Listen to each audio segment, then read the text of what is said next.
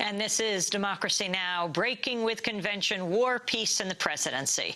From the streets to the suites to the convention floor. I'm Amy Goodman, as we turn now to Walmart, the world's largest retailer, being accused of violating federal election laws by urging its employees to vote against Senator Barack Obama in the November election. Last month, the Wall Street Journal revealed Walmart's been warning its managers that an Obama victory would lead to unionization at Walmart stores. In recent weeks, thousands of Walmart store managers and department heads have been summoned to mandatory meetings discussing the downsides of unionization. The Walmart human resources managers who run the meetings don't specifically tell attendees how to vote, but make it clear that voting for Obama would be tantamount to inviting unions in. Well, a coalition of prominent labor groups recently filed a complaint against Walmart with the Federal Elections Commission. The groups, American Rights at Work, AFL-CIO, Change to Win, and WakeUpWalmart.com, say Walmart broke a federal election law that bars corporations from expressly advocating to hourly employees the election or defeat of specific candidates. Chris Chafe, the executive director of Change to Win, joins us here in Denver. Welcome to Democracy Now! Thank you for having me. Explain what is going on. When did you find this out? How did you find it out? Where did these meetings take place? Sure. Well, one of the interesting things about this is that our information about these meetings came from the managers themselves, reaching out to a variety of organizations and informing us that the company had been holding what we would consider captive audience meetings, where they're on company time, they're being paid, but they're required to go to meetings. This fits a pattern of what Walmart does with its hourly employees all the time around unionization issues. But this is a different story. This has gone beyond the normal routine of intimidation. Now they're actually trying to deny their workers' rights at the ballot box. And that was something that we felt like we could not allow to take place, and that we had to let the world know that this was happening in the country's largest employer. So where did the meetings take place? I believe they happened on company property, but I don't know the specifics of all the meetings. They were widespread all over the country. At first, we thought this might be, we wanted to know if it was an isolated situation, but we've heard from folks throughout America and throughout many of the battleground states that are going to decide the next president. And so we believed that in this case, you have a company that has the ability to impact a vote. They're the largest private employer in the country. They're the largest employer in many of the battleground states. So we've seen what their tactics have meant for workers who are trying to raise their wages or look for health care benefits or retirement security. They've scared the daylights out of their employees illegally. When their employees have exercised their rights to form a union, they close the facilities. It just happened again. I believe in Canada, they've announced that a department that had voted for unionization was going to be closed. They come up with all sorts of reasons why that needs to happen for business rationale, but we know the real reason, which is the same reason that they're putting out this message about the elections. They don't want to have to share. They don't want their employees to be a part of getting their fair share, getting living wages, allowing their workers to work enough to have health care benefits and to provide them with a package that's both affordable and accessible. They don't want their employees to get retirement security, and they certainly don't want their employees to have freedom and a voice on their job. Well, we contacted Walmart about this story. The company's corporate communications director, Daphne Moore, issued this statement. She said, "Our policies are clear, and we've communicated to our associates that if anyone representing our company gave the impression we were telling associates how to vote, they were wrong and acting without approval.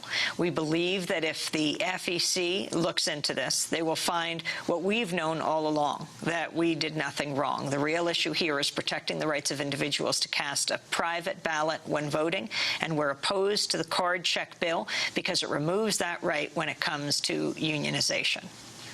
Sure.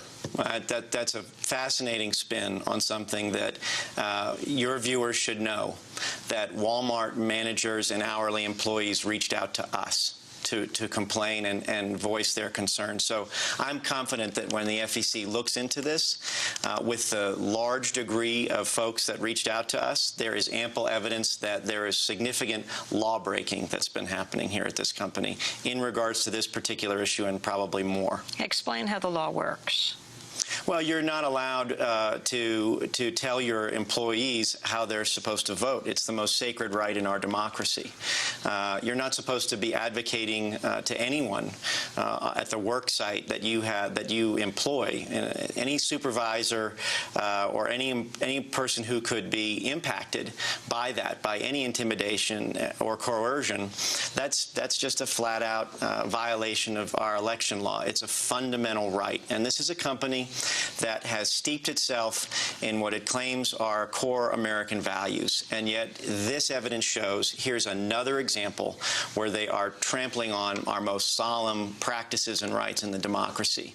And I think that consumers should be outraged. And folks who watch their political maneuverings around the country should really appreciate that no matter where they spend their money and where they put their contributions, when it comes down to making decisions, we know which side they're always going to land on, and it's certainly not the workers' side. I wanted to ask you about, well, the presidential campaign and Walmart, because we know that Barack Obama criticized Hillary Clinton repeatedly on the fact that she was on the board of Walmart for many years. Then as soon as she quit the race, he hired Jason Furman. He brought him on as his top, as a top senior advisor. In 2005, this New York University scholar, former official in the Clinton administration, published a paper called Wal-mart, a progressive success story. It argued Walmart's low prices outweigh the negative effects of its low wages on workers. You're smiling, Chris Chase. Well, we've had a series of conversations about that issue. You're a big supporter with of the senator. Obama now. Yes, I am, and we've met privately with him about it, and we've met privately with Jason about it, and I would say that the senator brought Jason on to manage the day-to-day war room operations of their message to illustrate contrast with McCain.